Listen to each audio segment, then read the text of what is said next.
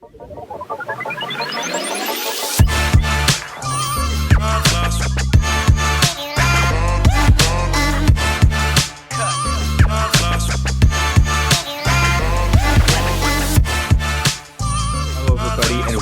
back to another episode of the Transfer Portal CFB Podcast presented by NoContextCFB. I'm your host, Dylan Ruben King. As of today, it is Valentine's Day as we are recording this tonight.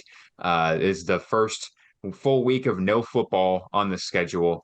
This is it's pretty tough now that we're not in college football or NFL football. We do have, I believe it's USFL that's coming back this coming week. So there is football on the docket, just not professional, NFL football or college football. But I am joined today to talk some more college football because it never sleeps here at the Transfer Portal CFB with Brice Vance, who's making his Transfer Portal CFB podcast debut. Brice, how we doing, my man? I'm good, Dylan. I'm glad to be joining the podcast for the first time. I'm excited to get it going. And I like you there. I mean, it's unfortunate there's no real NFL or any college football, but for those football diehards, there is the USFL, like you mentioned, and the XFL. Don't forget about that one. Absolutely. And in the college football news world, it never sleeps. We're still going through the coaching carousel. The transfer portal is pretty much wrapped up, so we don't have as much to talk about in terms of players. But spring camp is, about a month and a half away.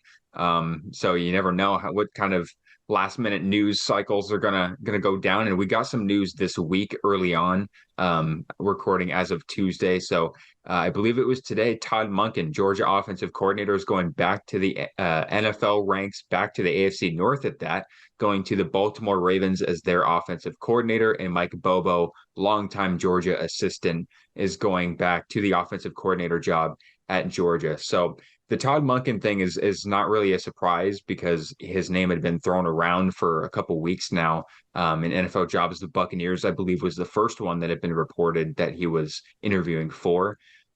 Is it a surprise to you that Mike Bobo was the guy, or do you think that Georgia maybe could have gone with somebody outside the program? Because Mike Bobo had been an offensive analyst on the team this past season. Was it kind of a no-brainer to you? Yeah, I think it was kind of a no-brainer just because he was already on the staff. He has offensive play calling experience. He has, as he was at Georgia prior, and he's been in OC at two other SEC schools. So it feels like it was a no-brainer since he was in-house, and that it could just easily make that transition. They could have gone outside, look for an outside hire, but as some schools are finding out that it's a little bit more difficult right now as the calendar is already at February, and you mentioned spring practice and spring games are right around the corner. So trying to get those, offenses installed in a short amount of time is going to be pretty difficult. You look at Alabama, and how long did it take Saban to find his OC? And then Miami, that we'll get to, they just got their OC today. So, and Notre Dame is still looking. And as a Notre Dame fan, it's kind of unfortunate how that kind of, path has gone for the Irish here in recent days. So it feels like it was easy for the Georgia and Kirby Smart to make this decision. Just slide him over, pretty much one seat as he was the offensive analyst, helping out the Georgia Bulldogs last season and helping them and helping Todd Monken. So it felt like a no-brainer, and it felt pretty easy, and it felt like a pretty safe hire for Kirby Smart. I mean, regardless of if Mike Bobo wanted to take this job, or if he wanted to stay as the analyst, or if he wanted to take a job elsewhere, back-to-back national champions, so we're probably not going to have a hard time finding a new offensive coordinator. I think that Kirby Smart's phone was going to be absolutely blowing up, and probably was. It's just, I think by the time Todd Monken had said, "Hey, I'm probably going to take the NFL route," or "Hey, I've got the job with the Ravens," I think Mike Bobo was probably the first call because he was already, like you said, in the building, has worked for Kirby Smart, and is a Georgia lifer. I mean, the guy played at quarterback for Georgia in the 90s, has been on the staff for, most of the last decade and a half or so. Had a stint at Colorado State as a head coach, had a stint, like you said, at South Carolina, and was the interim head coach there for a time. So very experienced guy, but he's a Georgia guy at heart, and having the chance for him personally to go back to Georgia as the offensive coordinator for now a back-to-back national champion. After having a great tenure at Georgia before as the offensive coordinator, coaching guys like Matthew Stafford and Aaron Murray. I think this is a really good move, but part of me kind of is a little disappointed. Now, I think this is a good move, a safe hire, like you said, but Mhm. part of me wanted to see just what kind of names would have been thrown around in the Georgia offensive coordinator cycle there. We know Cliff Kingsbury's name has been thrown around a couple of these. Is somebody like a Dan Mullen going to get thrown around in that conversation? I wanted to see it play out a little bit more, Right. just for my own curiosity and entertainment's sake. But yeah, like you said, I think this is a safe hire, a really good hire, and Bobo's going to give it his all. And he's a great recruiter too, and that's been proven throughout his, wherever he's ended up in college football. So I'm very excited for Bobo to get back to Georgia and put his stamp on an offense. And it makes me wonder what the transition is going to be like for Georgia, because we know what they're losing. Obviously, Stetson Bennett being the top of that. They lose a couple transfer receivers, guys on the offensive line, but this was a top 5 offense in the country. And I don't feel like a lot Mhm. of people talk about that when you look at Georgia. And so, do you feel like this offense with a new quarterback, new, I guess, offensive coordinator, do you see Yeah. it taking a step down from where it was at in 2022?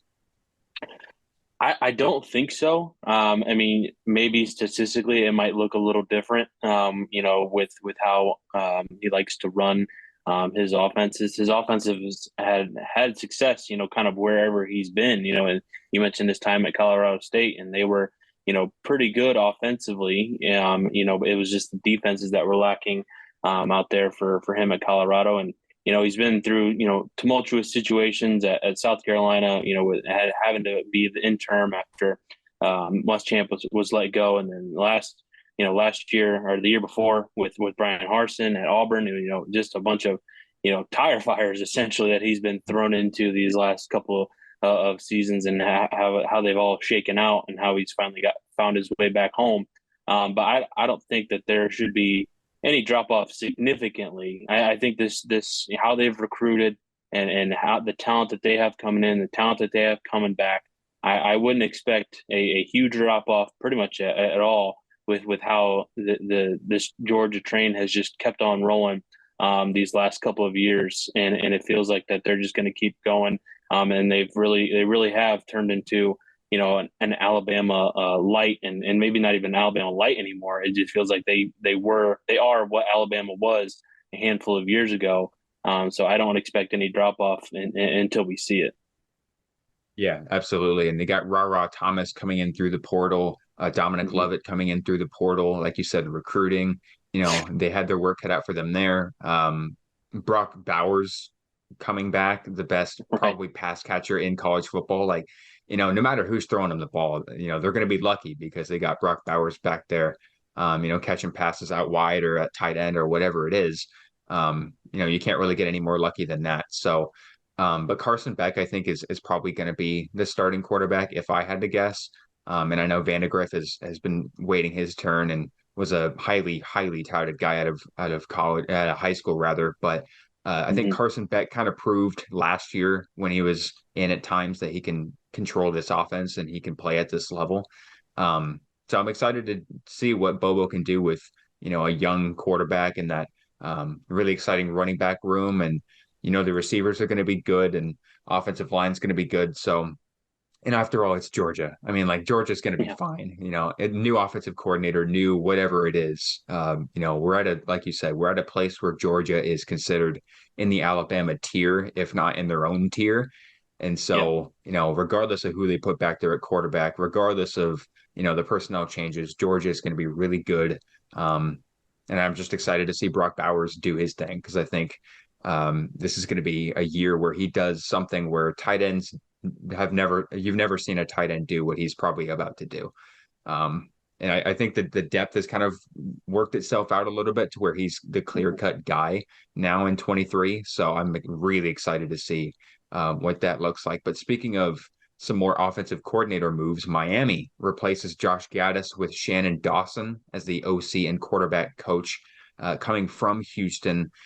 This was a really interesting move for me because I think Mario Cristobal, knowing Oregon really well and knowing Cristobal, Hmm. the way he likes Yeah. to run his offense is he's a very ground and pound guy. He likes to slow you down, wear out defenses, use the trenches, use the run game.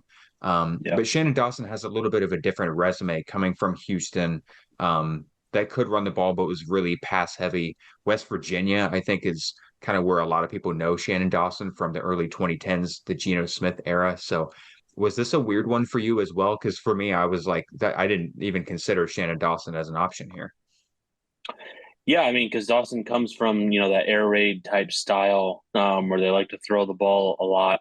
And as you mentioned, Miami wants to get kind of back to that ground and pound, and they just were not that last year at all. They struggled. They were one of the worst teams rushing the ball. They turned the ball over a lot. I mean, we all know when we saw the struggles that Miami had offensively and against some of the weaker competition that they played, including like Middle Tennessee State and barely showing up against a team like Florida State. And I think along with how I think they just want to try to get more explosive in some manner. And with Houston's offense, being one of the top efficient teams in the country last year, it just feels like that they want to try to move the ball just in any regard right now, and hopefully that ground and pound will work itself out because they have a couple of transfers coming in along the offensive line. They have 2 5-stars coming in on the offensive line. And it just feels like that's where Mario Cristobal is going to try to build this offense and protect the quarterback and make sure that there's open lanes for the running backs and just try to spread the ball out. And it just feels like it might look a little different than it has under Mario Cristobal, and how it was at Oregon and how it was last year at Miami. But it was a little kind of out of left field just because this hasn't been a name that has been associated or interviewed with other jobs, that high profile jobs. So maybe it was a little under the radar. And Cristobal definitely wasn't his first choice either, because he made multiple runs at Jason Candle out of Toledo. He'd made, I think he probably inquired about Tommy Rees before he went on to Alabama. So it feels like he kind of worked his way down the pecking order and found something that he likes. And I think probably a cultural fit, I think, is what he's also trying to find, just because the culture there with Josh Gaddis just wasn't a right culture fit. It felt like that he just didn't really connect with the players very well, and was maybe too critical of them and the staff, and it felt like it just wasn't a right fit, even though he was a Broyles Award winner, and had all this high praise coming in. It didn't work out. And you saw that on the field, and you heard the reports in the locker room, and hopefully this is for Miami fans, they hope that this is a good fit on the field and off of it. Yeah, absolutely. And I think the Gaddis combination was going to be interesting because if you look at Oregon fans and you talk about those days with Justin Herbert, you could tell that they wanted a lot more out of that offense. And given the era of the Pac-12 that we were in at that time, um, it just seemed like Oregon's offense should have been a lot more prolific, Yeah. with Mario Cristobal at the helm. And you could kind of tell that he had, I don't want to say a chokehold, that's kind of a strong word, I think. But he Yeah. had a little bit more say. And it wasn't solely Joe Moorhead's offense. And for me, I felt like going into Miami, because that's his alma mater, that's his hometown. I had a feeling he was going to have his stamp on the offense for sure. So when I heard that Gaddis got fired, I'm kind of thinking it had something to do, and this is based on no intel, by the way, Yeah. that there's probably some sort of conflict between the identity that Josh Gaddis wanted to bring in coming from Michigan and from Cristobal, which is kind of surprising because Gaddis, when he was at Michigan, they were kind of the same way. Ground and pound, used the run game, one of the best Yeah. offensive lines in the country. You can see the appeal for Cristobal's perspective, but given the trend of college football, how they want more of an air raid, not necessarily air raid, but leaning towards a pass heavy offense. Yeah. And fitting into the coastal, like North Carolina is gonna, throw it down down the field. Pitt's gonna do it. Duke is probably gonna have, a pass heavy offense. I could see it at Virginia Tech even. Yeah. Of course, on the other side, Clemson just hired Garrett Riley. Right. I feel like that hire, the Garrett Riley hire, gave a lot of other head coaches kind of pressure to like, okay, now we really gotta make a home run hire here. And I don't want to say this is a home run, but I think this is a really good step for a Miami offense looking to get back on track because Houston didn't meet expectations in Yeah. 22. I think a lot of people had really high expectations for Yeah. Houston, and after they started out slow, I feel like people kind of wrote them off, and no one was paying as close attention to them. But that offense did damage. I mean, Clayton Tune had a hell of a year. Tank Dell was one of the best receivers in college football. Matthew Golden showed a lot of promise, and he looks to be a guy that can contribute next year as they go into the Big 12. So, I like the hire. I like the move for Shannon Dawson, but I'm trying to see the mesh here with Miami Yeah. and Cristobal and that identity. Um, do you think this is a move that could maybe revive Tyler Van Dyke as he returns in 23? It might. I mean, I think that he, needs, a shock in the arm. He needs something. I think it had to do a lot with that offensive line and just not being able to be helped up, be kept upright, and have a whole lot of time to throw. I mean, you look at, the example of the Texas A&M game, and he just struggled to stay upright. And they were in that game, largely because, also across the field was another inept offense, but it's still he couldn't do anything when that game came down to the very end and they were trying to drive and either I can't remember take the lead or some tie the game at least, but it just feels like that he needs some protection, and maybe this identity change, or slight change to an air raid type scheme, maybe get the ball out of his hands quicker, where he's making quick decisions or the reads are quicker, and those decisions are made pre-snap, where he's going to go with the ball, and that'll help him out. I think it could because he's a very talented kid. He, coming out of college is a high recruit, and it feels like that could be some type of change, and with the mention of the talent that's coming in, with the offensive line that could significantly help. So. And maybe they're just trying to, as you mentioned, those other teams in the ACC that they're, trying to go along with what's kind of going on. As you mentioned, those teams are throwing the ball a lot, and maybe Miami feels like that they also have to do that, and to try to keep pace with some of these teams, instead of sticking to what Mario has known to work for him. Maybe they're just trying to keep up with the Joneses, so to speak, and try to be able to make sure that they're keeping pace on the field and offensively with some of these teams that have been outscoring them by leaps and bounds these last couple of years. Yeah, I mean, a huge chunk of his, passing yards came from the Virginia Tech game and the North Carolina game. Mm-hmm. And before that, like going into those games, you talk about Middle Tennessee and Texas A&M, like he just looked like a complete shell of his former self. And the Yeah. offensive line had a huge part in that. And of course, in the Middle Tennessee case, he had to throw a lot because they were down early. Right.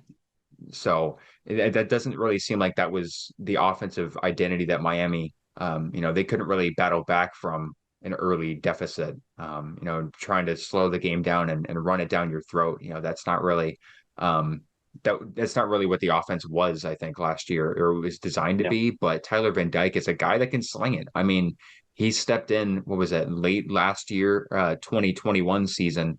Mm-hmm. Like end of September, I think, is when he kind of stepped in as a full-time starter and he took off. I mean, the dude was Yeah. phenomenal week in and week out, had a long stretch with games of 3+ touchdown passes, didn't turn the ball over very much, just looked like a guy that could really be a future NFL quarterback. Um, and there was a lot of reasons for him to be highly touted coming into this year, but it just seemed like he was not himself. And it seemed like the offensive, personnel and game plan was not putting him in a situation where he could succeed. And so I hope that being with a guy like Shannon Dawson, who has helped, Geno Smith and that electric offense at West Virginia in the early 2010s, and Clayton Tune at Houston this past year, the past couple years. I hope this is, like you said, puts a shock in the arm for Tyler Van Dyke specifically. But I mean, Miami needs a shock in the arm from top to bottom. I mean, the ability to recruit is it's there. Like it's as good as Yeah. anybody in college football. Transfer portal recruiting, through the high school cycle, that's all there. We know that staff can do it because they did it at Oregon as well. But on the field, it's just underwhelming. I think that's kind of that's a little bit of a understatement compared to what we saw in, Yeah. last year at Miami. I wouldn't call that a success by any means. They just never looked like a team that was competent in offense. And so they definitely need a jolt right there. And speaking of a jolt, I think this is top five most interesting hires in the college football 2022-23 cycle. Kevin Sumlin is back into the college football Yeah. ranks as Maryland's co-offensive coordinator and tight end coach. What's your initial reaction to hearing that name again in 2023? My initial reaction is, well, what are the Houston Gamblers going to do? Their season's coming up soon.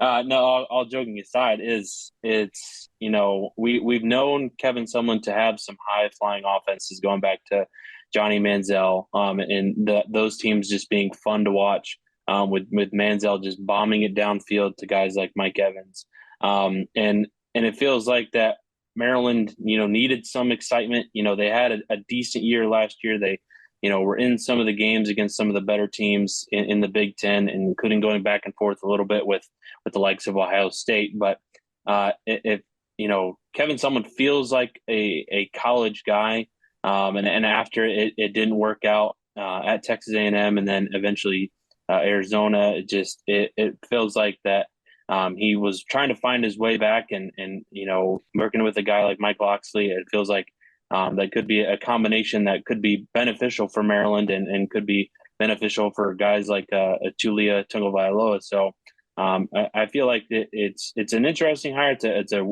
weird path for him to get back to the college ranks, but I think it could be beneficial for Maryland. Yeah, he hasn't coached at the college level since being fired from Arizona. That was at the end of the 2020 season. I do have kind of a gripe with Kevin Sumlin because Khalil Tate was supposed to be Yeah. the face of college football. And, when someone stepped in there, I think Khalil Tate kind of faded to the background. And it was, I saw it with my own eyes. I went to a game, 2019, Arizona against Oregon. And they had, I can't remember the starter's name, but they had Khalil Tate coming off the bench, and he was just like this pocket passer, and that is just not his game. Right. And their team was not good head to toe. I mean, he didn't have a lot to Yeah. work with, but Yeah. I kind of have that gripe a little bit because Khalil Tate, that freshman year was one of the most electric years Yes. that I've seen from a quarterback, especially in the Pac-12. I mean, that was just electricity.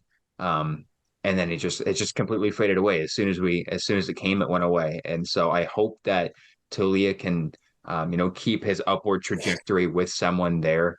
I don't know if he's going to be the play caller necessarily, because I know he's the tight ends Right. coach, so he'll have a hand in creating the game plan and the playbook for sure. But yeah, this is kind of an interesting combo. And you talked about Kevin Sumlin's history with Johnny Manziel. It goes back to Drew Brees at Purdue when he was Mm-hmm. the wide receivers coach. He worked not so directly, but they were on the same team. In Oklahoma in the 2000s when they were putting up a lot of numbers. So Houston was the head coach late 2000s. So I mean, Kevin Sumlin's got the resume. It's just recently in this college football world of what have you done for me lately? It wasn't really there for Kevin Sumlin.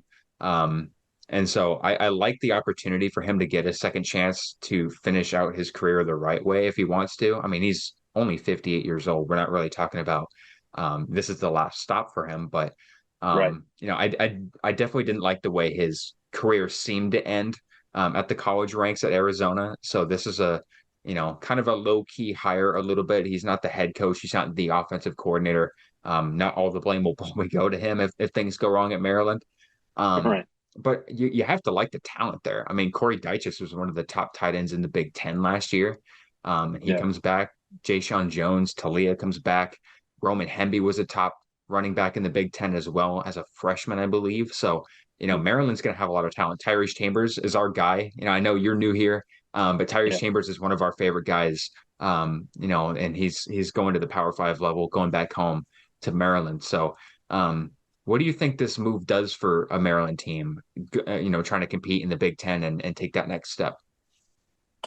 I think it does give them, I think some more. He brings more credibility and the ability to, I think, you know, give them a boost offensively. I mean, I think they're about middle of the road in the country last year as far as offensive production, and they just seem to be inconsistent week to week.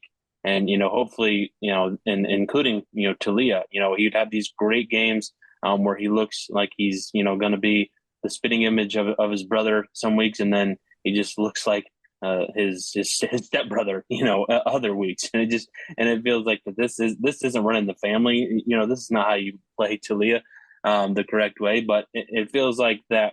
Hopefully Kevin Sumlin can bring some consistency in the way that Talia plays the game, and how he can be more efficient in the pass game. But I think this does definitely give them a boost to be able to compete, with the likes of Ohio State offensively, because those games against those type of teams are going to be shootouts. Even against Michigan, even though they play a different style of offense, it's still going to be a back and forth contest, just because Maryland on the defensive end, wasn't as good either. So they were in a lot of back and forth games or a lot of shootouts. And they needed to rely on their offense. So I think Kevin Sumlin can give them him and the offense and Talia more consistency. Would be the expectation, and hopefully it does for them. Yeah, and Michigan, they almost beat Michigan last year at the Big Yeah. House. They were really close to knocking them off. And Talia had a really strong start to the year, had some really good games against Michigan State, and against Purdue. And then once November hit, he took a hard tumble. And I believe he got injured a little bit. He was playing a Yeah. little bit injured, but the game against Wisconsin had 77 yards. The game against Penn State, they get shut out, and he has 74 yards. In Ohio State, you talked about the inconsistency. I think it was kind of like inconsistency from quarter to quarter is what it felt like in that Yeah. game. And so, yeah, I think that's kind of been the name of the game for Talia in Maryland, is just, can they put it together consistently and get to that next level? Because, being an 8-5 team, not a lot of people are singing the praises of Maryland coming into this year, even though they have a lot of top talent coming back. And again, they only put up 16 points in the NC State game. And I think one of those, if I'm not mistaken, and people can correct me in the comments, I think they had a pick six in that game. Oh, no, they didn't. Just kidding. Yeah. So they had one offensive touchdown in that Yeah. game against NC State. So, there were times where like, hey, this Maryland offense can compete with Michigan and can compete at times with Ohio State, and then can just look completely flat at other times. So Right. I'm definitely not going to go out here and say Kevin Sumlin's going to be, the savior of the Maryland offense and he's going to Right. save Talia's career. But, he could help with recruiting just as kind of a name brand credibility sort of thing. Could definitely help Mm-hmm. there with his experience. Um, can lean into, some of the guys that he's coached at big name programs. I feel like there's kind of a chip on Kevin Sumlin's shoulder a little bit, just the way that things ended at A&M and things ended at Mm-hmm. Arizona. And nobody was probably giving him a chance after that. And so I feel like he's probably worked really hard to get back to this point, and all credit goes to him for getting another Power Five opportunity. And I think he's set up for success with all the talent that's there. So definitely an interesting name to see on my timeline. Yeah, But I think for it's sure. a good opportunity for him. Yeah, I So mean, there should be a chip on his shoulder. He was coaching in the USFL. So, yeah, so I'm excited to see what he does there. And Maryland's one of my top teams that I think could maybe take a jump in 2023. Um, and speaking of teams that might make a jump, and I know one that you're interested in talking about, especially Notre Dame is an interesting vacancy with Sam Hartman coming in as the most likely quarterback, yeah. to start this season. But Tommy Rees, we talked about it a little bit on the podcast a couple of weeks ago when the rumors were flying with him to Alabama. I honestly did not see him leaving Notre Dame as an alum, as a former quarterback and a guy who had been there the last couple years. I really didn't see him leaving. But it's hard to turn down Alabama, I must say. There Mm-hmm. are a couple guys that did reportedly. Ryan Grubbs at Washington turned it down. Yeah. And I think good for him. It's a great situation at UW, but um, Andy Ludwig was a guy that they had reached out to say, hey, do you want to come down and take control of the Notre Dame offense? And Notre Dame reportedly didn't want to pay his $2.8 million buyout. And for a guy with the resume of Ludwig, it feels like that seems like a price worth paying for a guy like Ludwig, who's won conference titles, was on those Utah teams under Urban Meyer that went undefeated. Has coached at Oregon, been an offensive coordinator there, Kansas State. He's got a great resume, great career up to this point. Why not pay that 2.8 million? What's your take on that? Well, I mean, it's not a Marcus Freeman problem. It's a Notre Dame administration problem. I mean, that's kind of what it boils down to, and how they're trying to allegedly save money when they don't need to, because it's Notre Dame. I mean, they print money, with that NBC deal, with all the donors that they have, and that's a university that had paid, I think, close to $2 million a year to Charlie Weiss to not coach. So it feels like that this administration and the football program have been going back and forth since this football program was created, because it's Notre Dame holds itself in high academic honor as one of the best universities in the country. The university doesn't want to be outshined by the football program, and they don't want the football program to have all the glory, even though other schools around the country, the Alabamas, the Georgias, the Oklahomas, the Texas, I mean, they feed the football program whatever they want, and it's been a struggle for Notre Dame. I mean, this is just the latest example. I mean, Notre Dame has to fight tooth and nail, to get the training tables, the inside football centers, to get a new weight room. I mean, they have to fight tooth and nail, and that's what Brian Kelly spoke to, every off season, it felt like, and that's why he's coaching at LSU now. There's no limits. They, again, another school that down there prints money for the football program, and to not pay a $2.8 million buyout, and maybe another 1.2 million to bring also Andy Ludwig's offensive line coach as well, because that's an opening that Notre Dame has now after Harry Heastan retired again. So and it feels like that should have been an easy hurdle. That's not a significant number for any SEC team. That's just the cost of doing business in some cases. So it feels like it was a miss for Notre Dame, and it's got to be frustrating for Marcus Freeman, and it's got to be frustrating for Notre Dame fans, including myself. When I heard the news the other night that this was the reason why they're not going to bring him in, I was upset, just because this felt like the right guy to bring in. You mentioned the resume, the offenses, the quarterbacks that he's helped develop.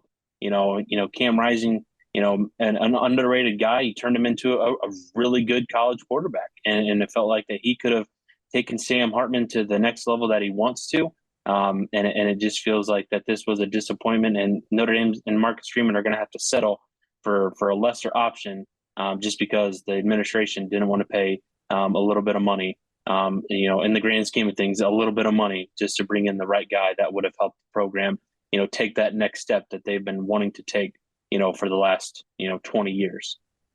ESPN had reported as well that Colin Klein was a guy that Notre Dame had reached out to as well, and he opted to stay at his alma mater at Kansas State. So, I feel like this has got to be a little bit frustrating for, assistant coaches looking to make the next step and get a job like the Notre Dame offensive coordinator job, but seeing that they're not willing to pay, that lump of cash, it's got to make you think, well, who are they going to give that money to? Or are they going to give that sort of money at all to an assistant? Are they trying to go cheap here? So with that mindset, in mind, who do you think that they're targeting? Because Colin Klein is a bit of a difference, a variance from Andy Ludwig, a guy that has a lot of experience. Colin Klein's just a couple years into this, after his playing career. So who do you think that they're looking for, and what kind of identity do you think Marcus Freeman wants to build there? Yeah, I don't ever know if they're really going to go for Colin Klein. I don't think that he was officially, offered the job. I think they just wanted to have him come in and see what he was all about. And obviously, what he did there at Kansas State this past season as the play caller was pretty good. I think they just really want, an experienced play caller, and Andy Ludwig fit that bill. And they want an experienced play caller who has, plenty of years of actually calling plays on the field, because Marcus Freeman is a defensive coach. He's not going to have his hands in the offensive game plan, with that much, and going, play by play and going into all the calls and stuff like that. So I think he wants a guy that has experience calling games on Saturdays. So they have a guy on their staff, Jared Parker, who's the tight ends coach right now, that they could, slide into that slot. He has some play calling experience. He was at West Virginia, and previously, it's been reported that, he was in charge of the offense, but it was, the head coach's offense that they were running, and he wasn't. So it'll be interesting to see if they go that route. They could go a guy like Josh Gaddis, which I don't know if that's ultimately a fit. I don't think, again, how we talked about the culture with Miami. I think Marcus is also looking for, a good culture fit as well. And I don't know if he fits that. They've tried. I think they inquired about Joe Moorhead, but I think he really likes being a head coach. And I think they, probably went after, Sean Lewis, who's currently now at Colorado, who came over from Kent State. So, and I think he has a relationship with Marcus Freeman. So, there's just a lot of guys that I think that have play calling experience that he wants. I think they want to run a more pro style offense. That's the reason Sam Hartman came to Notre Dame, to try to boost his NFL draft stock, and go in a more pro style type offense, because that's what they have the offense for. They have, the 2 All-American caliber offensive tackles coming back, and Joe Alt, Blake Fisher. The running back room is absolutely loaded, with 3 guys that had a lot of production, and a freshman and another redshirt freshman, Jadarian Price, who didn't even play last year, but he's a monster. The tight end room is always stocked for Notre Dame, and there's development and young pieces at wide receiver that I think a lot of people are excited about. So the offense is going to be fit for whoever comes in and does take the job. They're going to have a lot of pieces. It's just, can you get the right guy in to continue to, be a good recruiter like Marcus is, and follow that and have a good offensive system that Marcus would like to run. Chip Long's still out there. He was at Georgia Tech for, I think it was 1 year, and he got fired. Maybe that's a guy you still. He's only 39 years old. Yeah. Going on 40. So yeah, that a guy maybe you hit up.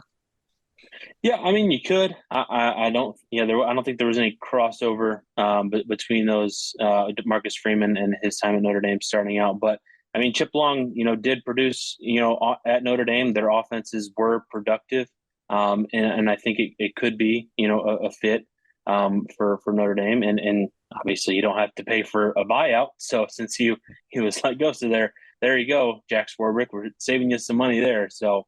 And it is probably going to be, I think, an either internal hire or somebody who is, on the streets right now, and you don't have to pay a significant buyout, because I think if you did go after a Sean Lewis, you're going to have to pay a buyout to Colorado, and you're going to have to pay, his salary, plus you're going to have to pay, for an offensive line coach. So it's Notre Dame, a lot of fans wanted Notre Dame to be, expose this thing and try to blow it up, and just to try to convince Swarbrick and the rest of the administration to pay up some money, dig deep into them pockets, because they just haven't for quite some time. Well, to be able to make that leap into, a college football playoff contender, I feel like a guy like, I'm not saying to the caliber of Garrett Riley, but, like we talked about with Miami, and we even talked about it with Alabama. Like, I feel like that jump, because Clemson, really their only hole in the offense was kind of the offensive system, and they fixed it. On paper, they fixed it with Garrett Riley, the Broyles Award winner, and helped take TCU to a national championship in his first year. To be able to get a guy like that to join with Dabo Swinney, I feel like that puts a lot of pressure on some of those blue blood programs, to make a call. It's like, okay, we need to get into the playoff now. This is our window. And you have a veteran guy like Sam Hartman that you probably believe can take you there. I feel like you need an elite quarterback guru to potentially get you there. And we've brought his name up with the Alabama coaching opening a little bit. Dan Mullen, I think, is an interesting one that you might want to call because he does have a lot of experience at Mississippi State and at Florida. But is he content being on TV?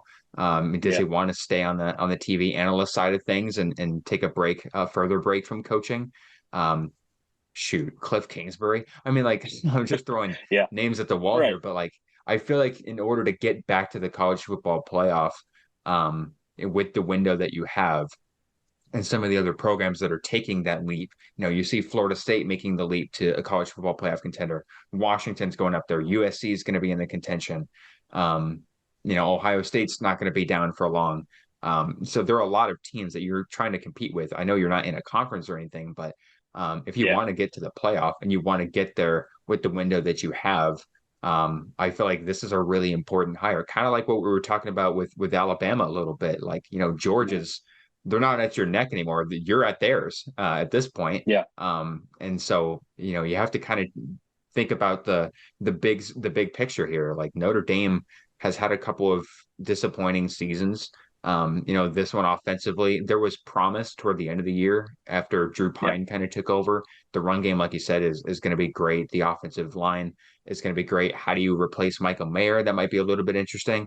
But with Sam Hartman at quarterback, that gives you a little bit more security than I think Notre Dame has had, and I feel like they should give Sam Hartman, that security in return at the offensive coordinator position with a guy that has coached really good quarterbacks at the college level or even NFL level. So I don't know. How important do you think this hire is? Like, am I just throwing garbage at the window and seeing if it sticks or anything? No, I mean, guys like Pete Sampson, who covers Notre Dame for The Athletic, have called this Marcus Freeman's most important hire, to this point in his young career. It's because he's not an offensive guy. He's made, really smart hires so far. He's gotten guys like Chancey Stuckey. He got Harry Heaston to come back for, a season. He got Al Golden, and that defense maybe underperformed last year, but I think has a lot of promise with some young, recruits coming in, and it feels like this is an important hire for all the points that you mentioned and what I've mentioned so far with what they have coming back, and to take that next step, and that's why it's so disappointing because of what you had in Andy Ludwig. It felt like he was on campus. He was, the photos of him and Marcus Freeman and Jared Parker circulating them at the hockey game. And it feels like that this was going to be a home run hire. I would have graded it, an A+. I mean, because you're taking away an offensive coordinator from Utah that's had a lot of success. He's run some very successful offenses. And like you said, that's what Notre Dame needs to take that next step. Otherwise, they're going to finish, just outside the playoff, or they're going to make the playoff and get destroyed again. And it seems like it's just been the cycle of being a Notre Dame fan. You want and you see the things that you could have, but then, the administration gets in the way, because it's not just, with hires like this, it's with NIL. Notre Dame's not going to be one of those big, money throwing around money, up front, like some of these programs around the country are. And I don't think that, and that's fine for Notre Dame, but they have, other ways that they can, advertise the program, with a whole bunch of networking with Notre Dame and how many alums are successful and, the business school, and all that sort of stuff. And the money that you'll make after school or while you're in school, I would imagine, Sam Hartman's, probably going to make a good chunk of change, coming up being the Notre Dame cornerback. I mean, he's going to get some NIL deals. Michael Mayer, Kyle Hamilton, those guys made, quite a bit of money in the NIL. It's just not the upfront money that, a Florida or an LSU or a Georgia are going to offer you before you even step on campus. It's just a different recruiting pitch, and that's fine for Notre Dame, but you can't mess up, these hiring processes, because you have to find the margins where you can win. And this feels like a huge loss for Notre Dame, because it's a huge loss for recruits as well, because it signals to them that we're not going to spend the money that it takes to build a winning program. And it's just an unfortunate loss for for every part of the Notre Dame football program, and including the fans and including Marcus Freeman. You know that they've been to the college football playoff. It's twice, correct? Since the Yep. playoff has been there. And, obviously they went to the national championship game in 2012, but technically speaking, and you can correct me on this, I believe they've not won a New Year's Six BCS bowl game since '93. Is that correct? Cotton Bowl? I believe so. I can run through my Rolodex in my head, but it's been a long time since they've won a big game. So yeah. Yeah, I mean we're going on 30 years now. Those are the Lou Holtz days, the last couple of years of the Lou Holtz days. So, we wrote recently about Penn State's kind of conundrum a little bit, how, they need to get to that elite stage as well, because they can't get over the Ohio State Michigan hump.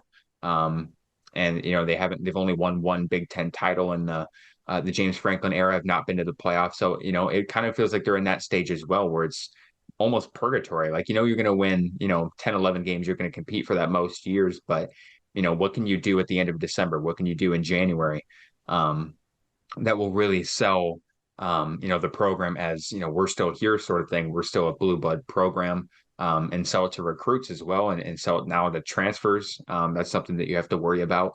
And so, Notre Dame to me is still going to be a blue blood program. It's still going to have that respect and that title, but in terms of winning postseason games, I feel like now's the time to get an Andy Ludwig caliber coordinator. Mm-hmm. So I definitely agree that this is a very important one, and I'm sorry to rub that in a little bit on the big game aspect, but I'm just trying to stress the importance.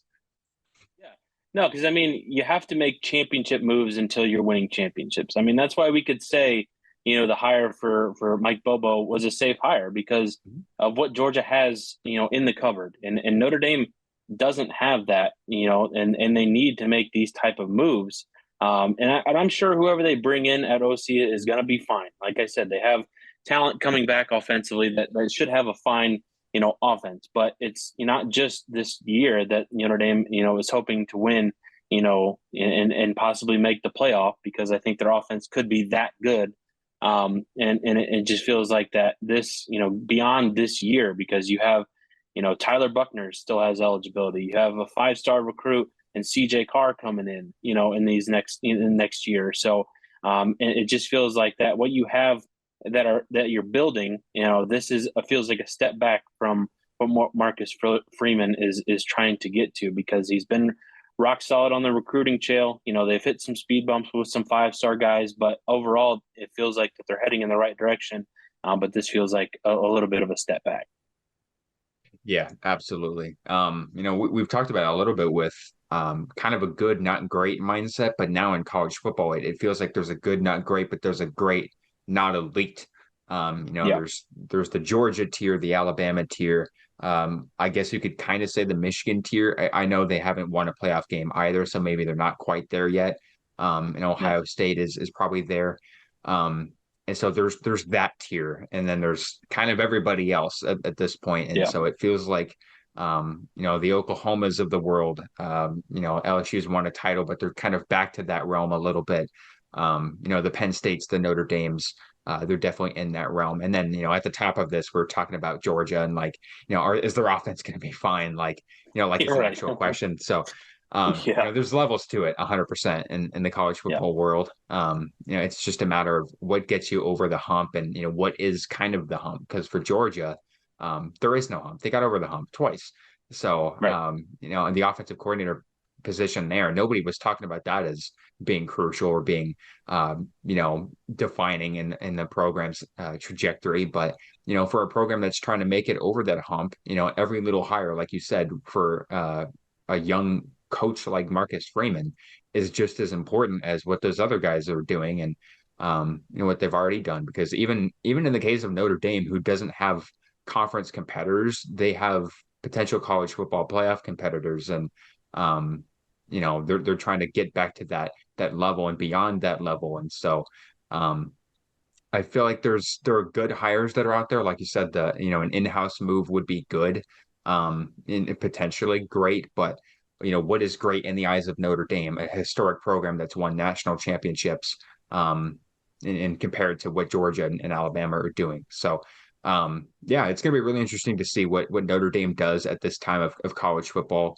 With everything kind of leaning towards the Georgia dynasty, and Alabama is still there, and Ohio State and Michigan are still there, and the ACC's got a couple teams that can compete, and the Pac-12 is as good as it could ever be, and so and then the Big 12.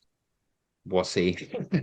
But I've always been super interested to see what Notre Dame does, in a case like this, because they've just kind of been, I don't want to say putting. That doesn't feel like they're putting around, because they have had some really good years. They've gotten to the playoff. Not a lot of teams can say that.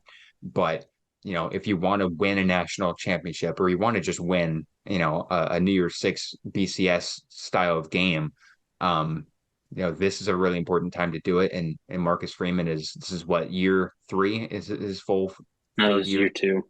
Year 2. So yeah, it's the third year with the program, but yeah, year 2 is the head guy. For sure. So super important, and I'm excited to see it. Yeah. So that's going to wrap it up for us, I think. Is there anything else that we left behind? No, I mean, and unless you want to keep talking Notre Dame, I could talk Notre Dame all day, but I know some of our listeners won't want to hear me rant on for forever. So we'll spare them and maybe talk about them another time.